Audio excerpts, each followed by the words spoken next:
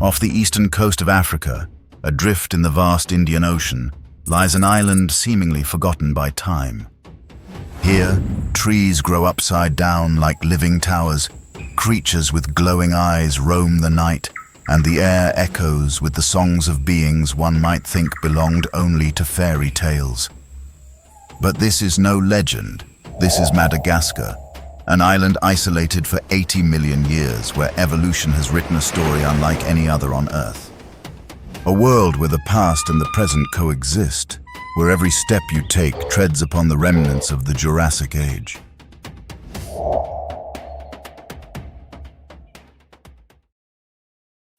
To understand why Madagascar is so extraordinary, we must turn back the clock. Not by thousands, but by hundreds of millions of years.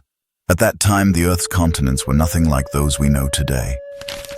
All land existed as one vast supercontinent called Gondwana, where South America, Africa, India, Antarctica, and Madagascar were still joined together on a single primordial map. Around 160 million years ago, the planet's crust began to shift. Gigantic rifts opened across the primordial ocean, and Madagascar, along with Africa, slowly drifted away from the rest of Gondwana. At first, the island remained close to the African continent, separated only by a narrow sea. But then its destiny was rewritten a second time. Roughly 88 million years ago, that small fragment of land broke away once more, this time from India, drifting westward and becoming completely isolated in the Indian Ocean. From that moment on, Madagascar was cut off from every other continent. No land bridges, no paths for large mammals or predators to cross.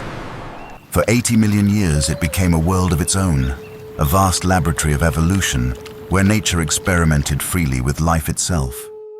The species left behind, stranded in solitude, began to change in ways the rest of the world would never see. Without lions, leopards, or tigers, the small became kings. Without elephants or buffalo, trees grew unrestrained, forming towering forests bathed in light. As time passed, layers of land and mountain ranges took shape.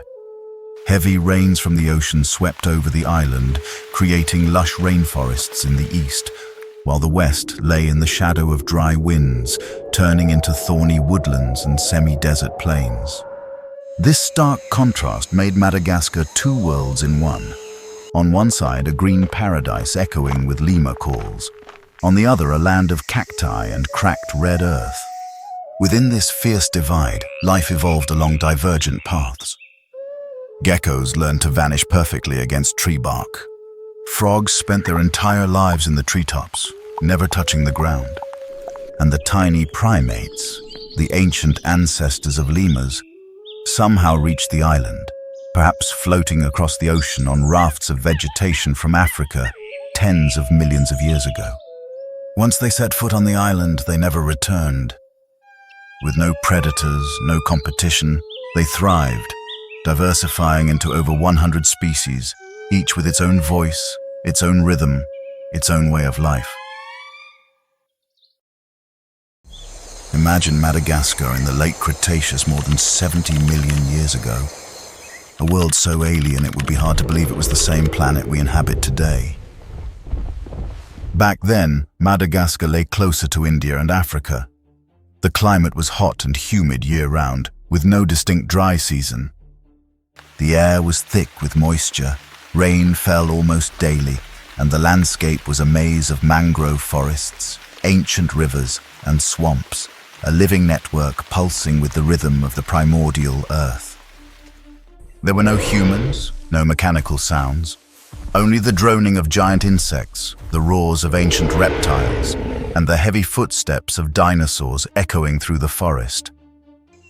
Trees towered tens of meters high, colossal ferns, primitive conifers, and plant species long extinct.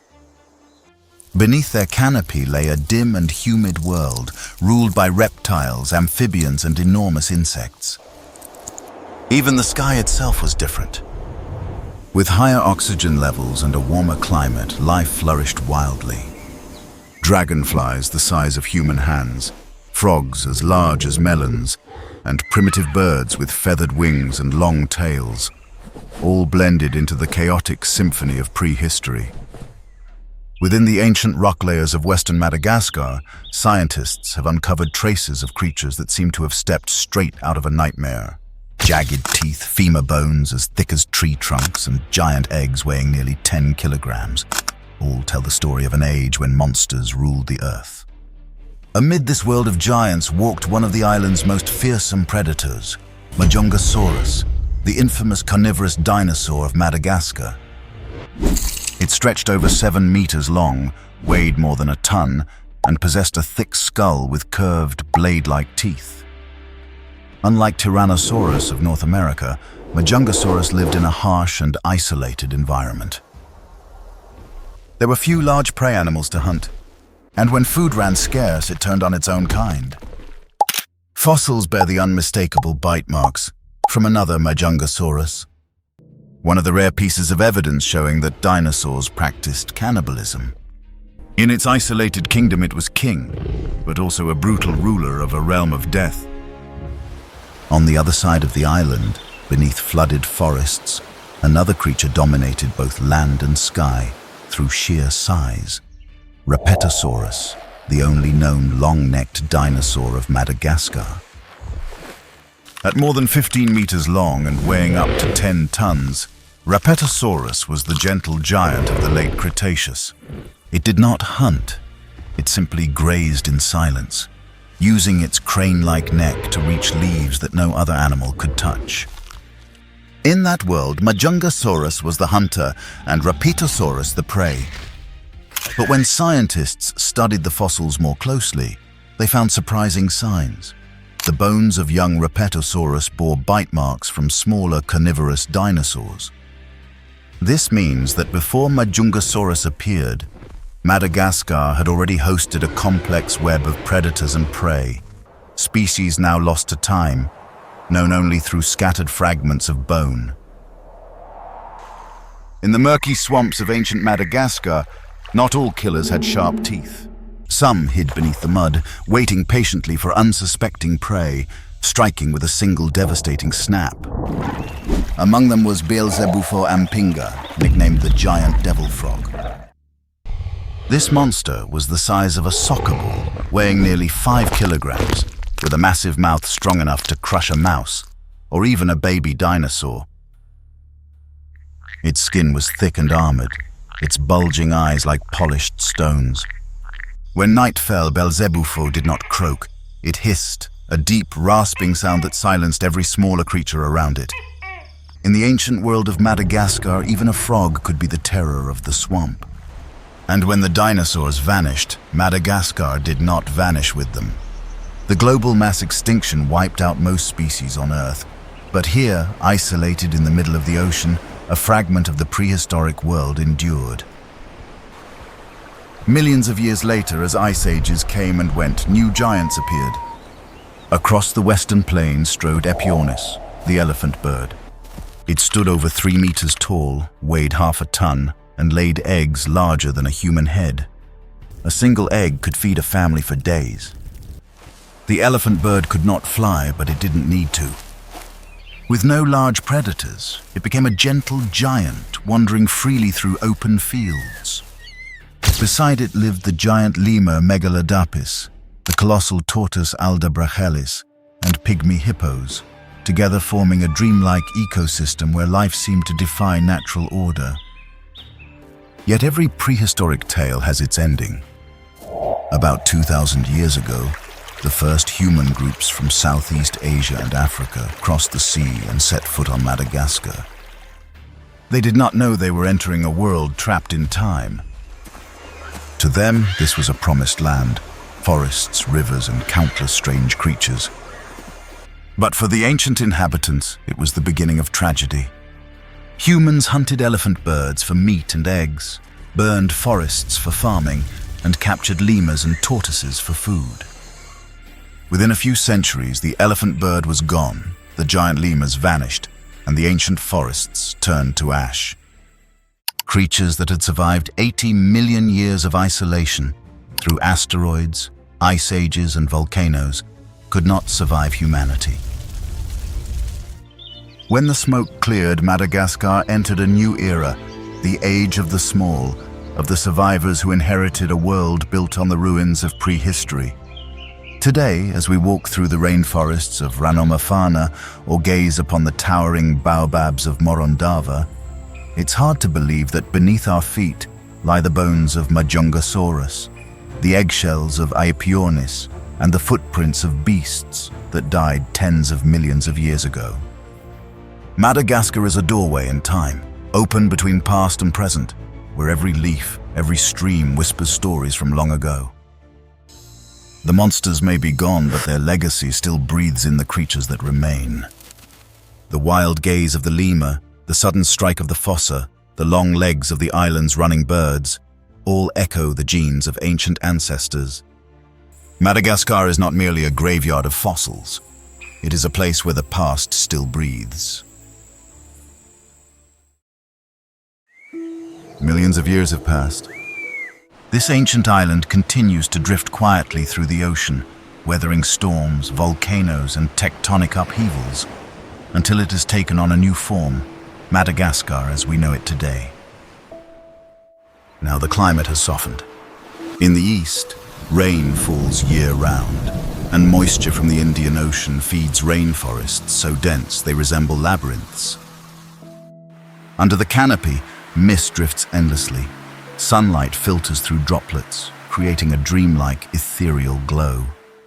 To the west, the air burns with dry heat.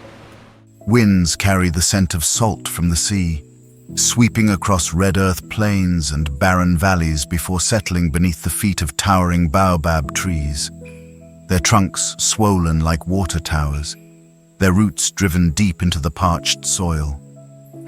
Between these two worlds, wet and dry, emerald and amber, stretches a living frontier where life branches endlessly into its own divergent paths. The rainforests still pulse with sound, the songs of birds, the leaps of lemurs, the hum of insects and frogs blending into an endless symphony of life. At night, the forest awakens. Moonlight glows in the golden eyes of lemurs, glinting off geckos camouflaged perfectly against tree bark. Every motion is slow and deliberate, as if nature here still breathes to the rhythm of millions of years ago. Madagascar today is a fusion of the present and ancient memory.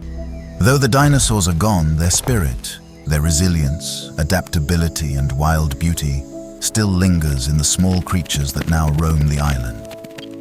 To step into a Malagasy forest is to enter a living museum where time does not flow forward but gathers, suspended in each drop of dew, each whisper of the trees. And within that living tapestry, we begin a journey to find the last heirs of evolution, the beings that have continued the grand story the past once began. In Madagascar, there are no monkeys, no apes, only lemurs.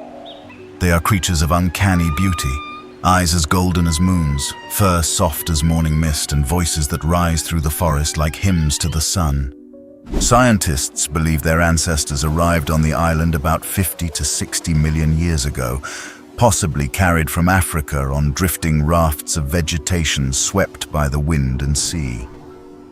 A journey between life and death, with only a few survivors.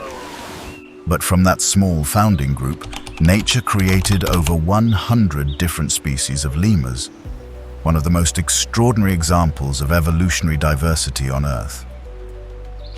There are tiny mouse lemurs, weighing less than 50 grams, the smallest primates in the world. There are ring-tailed lemurs, intelligent, social, using calls to communicate and express emotion. And there is the Indri, nearly the size of a small child, living only in the eastern rainforests, singing across the canopy each morning in haunting melodic calls that greet the dawn. Lemurs are not just symbols of Madagascar, they are its heart, the living soul of its forests. Yet in their shimmering eyes lies a quiet fear, solitude. For if the forests vanish, so will they, and a story of evolution tens of millions of years long will come to an end. Madagascar has no lions, no leopards, no jackals. But nature abhors emptiness, and so it created a unique predator to fill the void at the top of the food chain. That predator is the fossa, a carnivore found only in Madagascar, part cat, part mongoose, yet belonging fully to neither. The fossa stretches over a meter long, moving with ghost-like grace. It climbs trees, drops silently to the ground, and hunts with blinding speed. Its favorite prey, the lemur. When night falls, the forest echoes with the short, chilling cry of the fossa. To the lemurs, it is the sound of terror, the final echo of a food chain balanced by nature for millions of years. But even the hunter is fragile. Deforestation shrinks its territory, and humans see it as a threat to their livestock. Thus, the last king of Madagascar is being pushed slowly to the edge of existence. If the lemur is the soul of the forest, then the leaf-tailed gecko and the chameleon are its magicians. In Madagascar, there are geckos so perfectly camouflaged that when they cling to a tree trunk, even the human eye cannot detect them. Their bodies are flat, their skin rough and bark-like, marked with cracks and patches of fake moss so convincing they seem sculpted by illusion itself. When a predator approaches, they don't flee, they vanish. And the chameleons, the island's most famous residents, have reached the very pinnacle of evolution here. Some are no longer than a human pinky finger, yet their eyes can rotate independently, scanning 2 directions at once in a full 360 degrees. Their tongues strike faster than a bullet with pinpoint precision, a true marvel of biology. Madagascar is home to more than half of all the world's chameleon species, most of which exist nowhere else. Nature has turned this island into a gallery of camouflage, where every creature is a masterpiece of adaptation. When you see the Baobab trees, you'll understand why Madagascar is often called the upside-down world. Their trunks swell like giant water flasks, while their branches look like roots reaching up into the sky. Local legend says the gods planted the baobab upside down, binding it forever between heaven and earth. But in the language of evolution, it is a masterpiece of survival. The baobab stores water within its trunk, enduring years of drought. Some have lived for more than 2,000 years, witnessing the rise and fall of countless species. When the dry season comes and the forest withers, the baobabs still stand tall, sentinels of time, guarding the island's memory. Modern Madagascar is a living paradox of nature. In the east, rain falls year-round. The tropical forests are so dense that sunlight rarely touches the ground. The cries of lemurs echo through the canopy, mingling with the songs of birds and the hum of thousands of tiny creatures. Yet only a few hundred kilometers to the west lies a dry, red dust land full of thorns. There, the baobabs rise quietly from the sand, while insects and reptiles, small but tenacious, rule the land. 2 worlds, 2 extremes coexist on a single island adrift in the Indian Ocean. It is this contrast that makes Madagascar a paradise of evolution, where every mountain range, every river, every gust of wind gives birth to a new branch of life. Nowhere else on Earth reveals so clearly the power of time and nature's boundless creativity. When night falls over the eastern forests, the lemur's calls rise once more through the mist. Moonlight spills across the leaves, glinting off golden eyes, eyes that have witnessed millions of years of isolation and endurance. Small, fragile, yet still alive, these creatures breathe as living memories of the Earth itself. Madagascar is not just an island, it is a time machine. A place where past, present, and future coexist upon the same ancient ground. For tens of millions of years, Madagascar existed as an independent world, a fragment of Earth's primordial memory.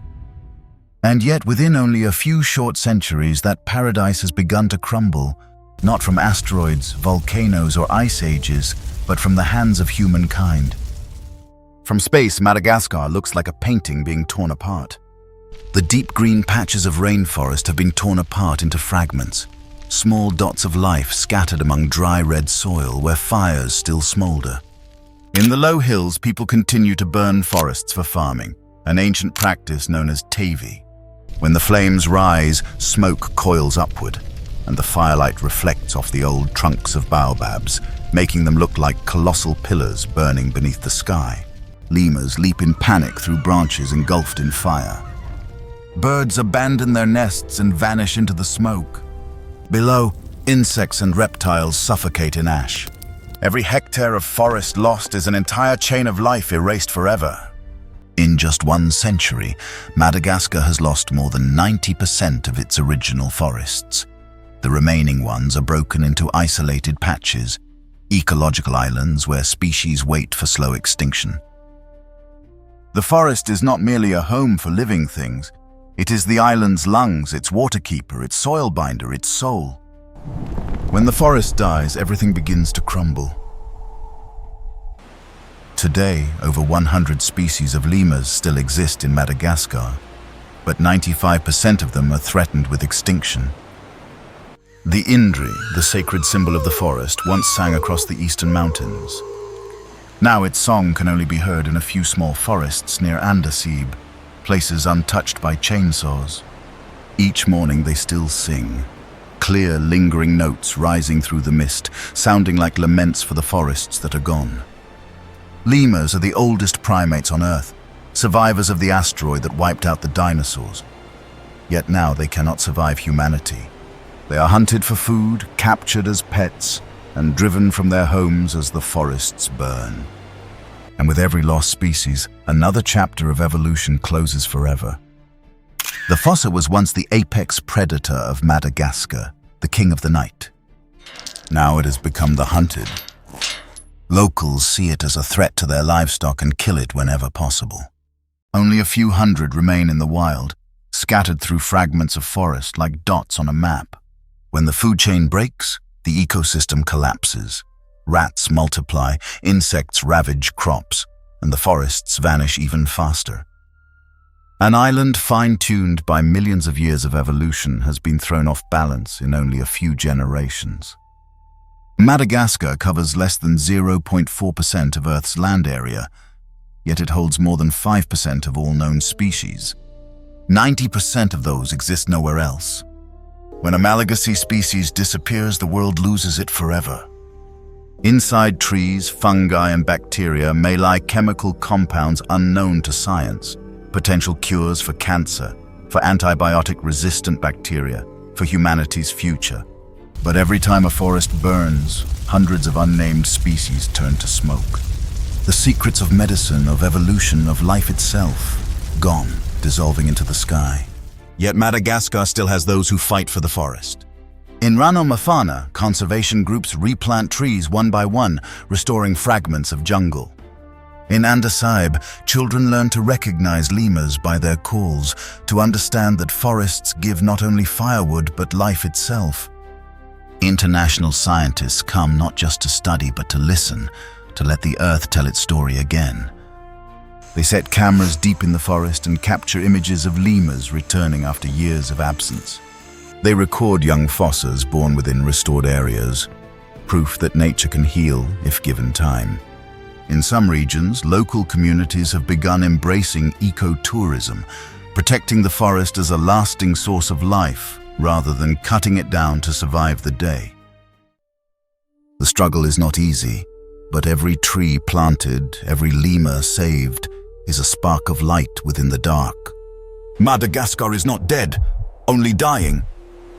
Across the Red Highlands, dust rises thick, yet deep in the forest, life continues to bloom with quiet resilience. Tiny lemurs still give birth, old baobabs still flower each dry season, and the first rains still fall like a promise of renewal. Nature here fights for its survival, silently, patiently, day after day.